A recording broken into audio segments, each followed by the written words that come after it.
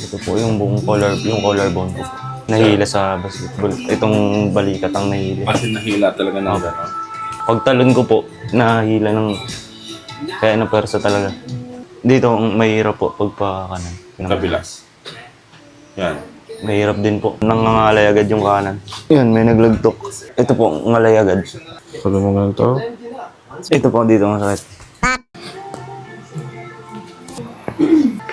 Kung mapapansin nyo, ma'am, mas mahaba tong kanan niya. Okay, relax lang.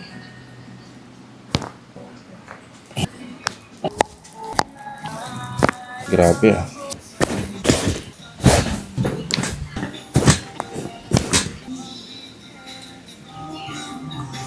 Kita niyo pagbabaga. Pantay na. Magic. Nga malalim. Buka. Ganda ang performance mo mamaya yan. Tuwan-tuwa yan si mama mamaya. Diretso ka na. Sakit yan. Balikin eh. Ba't nabali ito? Natukod din po. Pag dakdak ko dun sa sablayan. Kasi lumakta ka. Ay. Inhale, exhale, relax. Pwede magmura. Abot siya dito. Abot. Hanggang saan? Nahihila yung dito ko po sa ano. Wala ka. Hanggang doon ang abot.